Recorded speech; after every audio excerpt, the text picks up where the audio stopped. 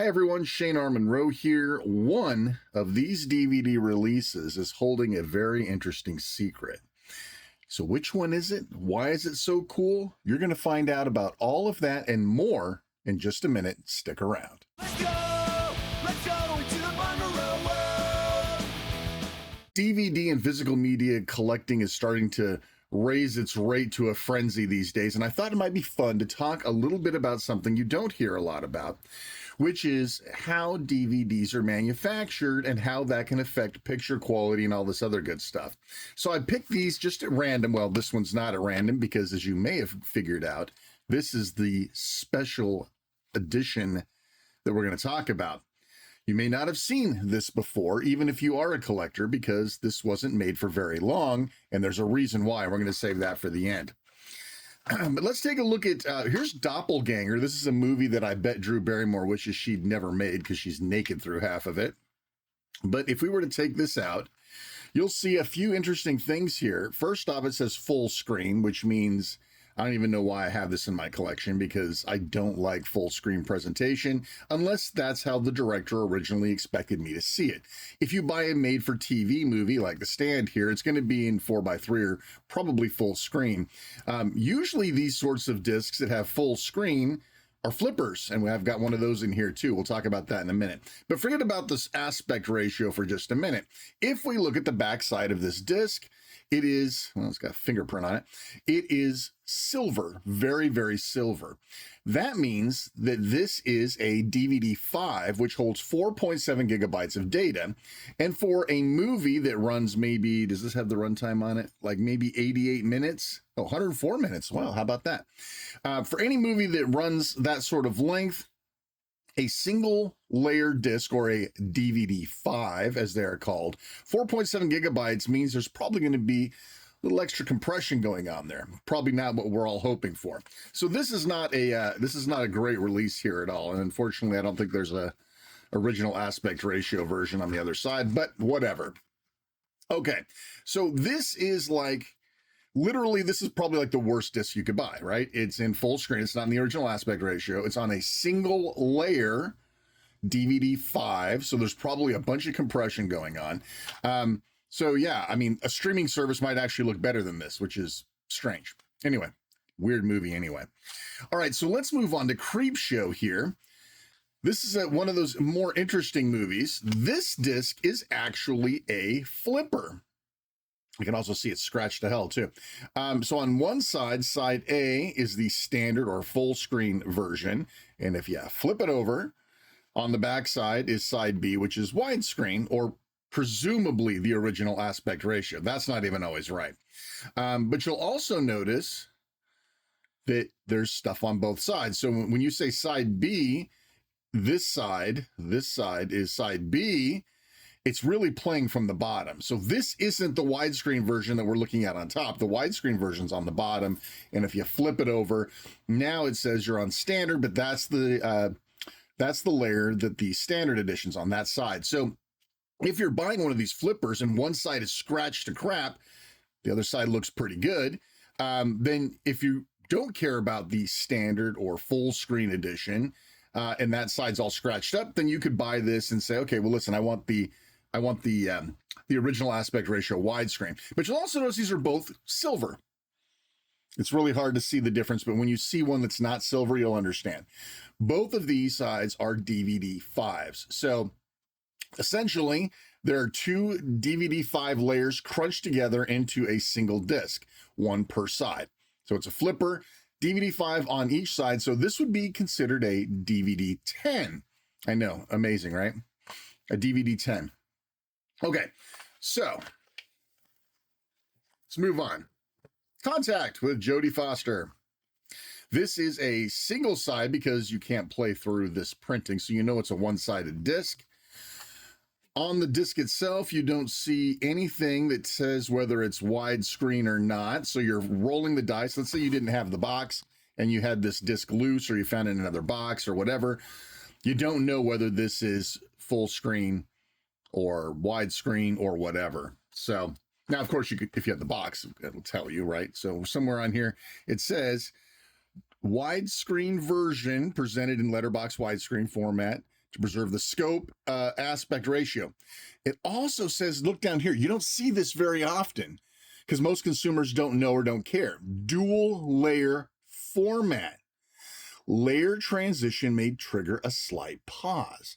So this is a really important media to look at. First, because it's unusual in the fact that it's a single layer, but look at it. You see how it's gold? Now, maybe you have trouble seeing the gold once I've showed you the silver. So let's grab Doppelganger here and take a look. Can you see the gold and the silver now? I bet you can. Gold means it's a dual layer disc. This means that there isn't just one playable area in here, there are two.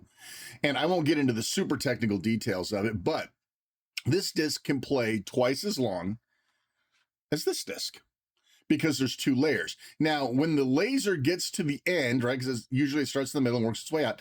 When it gets to the end, there's a slight pause as it goes back and it starts reading the second layer.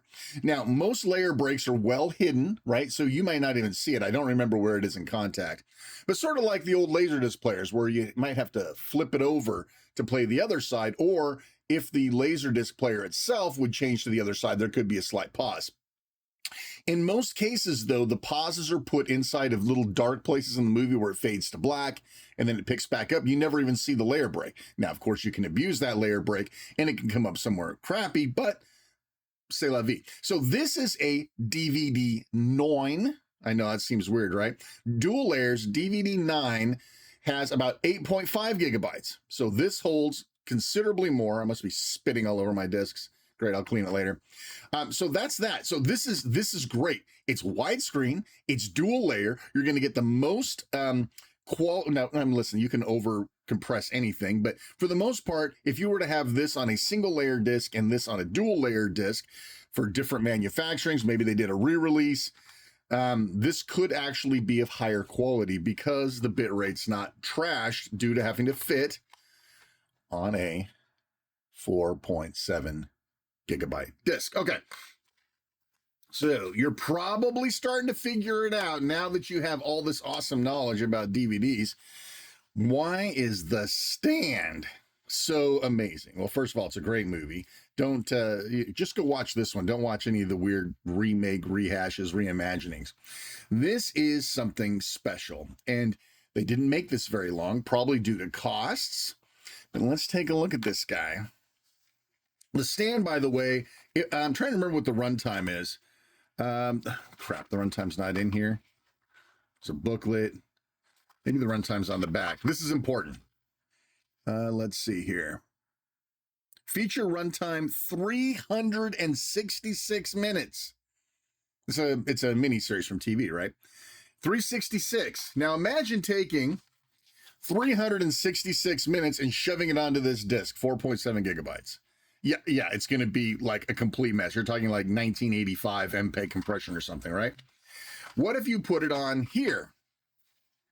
Well, you could put, 4.7 on each side. That's still not enough. And of course, you could do this, which would give you 8.5 gigabytes, which still is nowhere near enough to compress 366 minutes, even at full screen TV quality. So they did something a little bit different here. Now you're going to notice, hey, wait a minute. Wait a second. What's going on? There's one disc? Have you lost your mind? You're going to put 366 minutes on one disc? Forget about that. That's got to be a bad copy. That's got to be bad. It's got to be overcompressed. But you're already seeing here that this is a flipper, right? Because it's got this text in the ring. You know it's going to be flipped over, right? So one disc, but wait. It's gold. No. Really? This disc is one of the very rare DVD 18s. That's right. DVD 9, right? One dual layer disc. Right? We talked about that. Dual layer. So you're talking 8.5 per side or 17 gigabytes of data on this disc.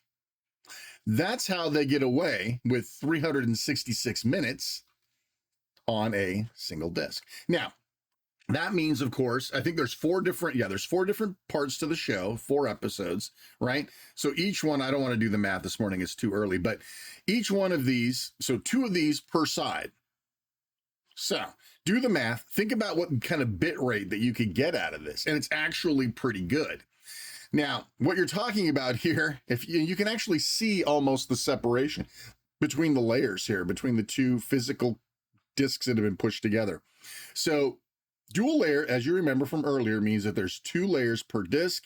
One is on the bottom with the actual physical base stamping of the disc, and then in between the protective layer and that layer is another semi-transparent layer that the disc, the laser, once it gets to the end of the first layer, can go back, readjust a little bit, and then read that second layer. So this gets 2 passes. So you get a total of 4 passes. You still have to flip the disc, right? Because I don't know of any DVD players that'll play the other side for you. But this is an anomaly. DVD 18s are practically, you can't find them anywhere, right? They're very expensive to make. You can find DVD 9s, right? 9s are pretty common, especially for big features like Contact, right? That would be something, this was a big movie, right? This was not a big movie. I mean, unless you happen to like Drew Barrymore naked, then it's a big movie. But my point is cheap, easy, and effective to dump a movie onto this disc. This one, a little bit harder, right? This one's a little more expensive, that DVD 9 dual layer on the back. This is also fairly cheap to make. Couple of standard 4.7 DVD 5 layers. This, very expensive, pretty rare. You're going to have a lot of trouble finding one of these. Now what they do is they do it on 2 dual layers, or 2 of these, 2 contacts to make up 1 release of the stand.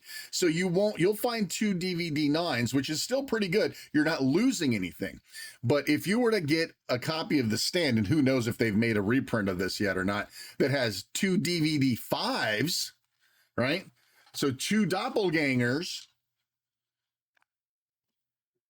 4.7 and 4.7, that is ridiculous. I mean, that would be a ridiculous amount of bandwidth and bit rate loss. So this is literally the best stand that you can get. Now, the other stand is probably fine. They probably just split the layers. They probably didn't do any re-encoding, but who the hell knows what they're up to, right? So you've got to be careful when you're buying these things. You could literally have 2 copies of the same movie sitting side by side on the shelves of Goodwill, and you're like, oh, I'll just grab whichever one looks best.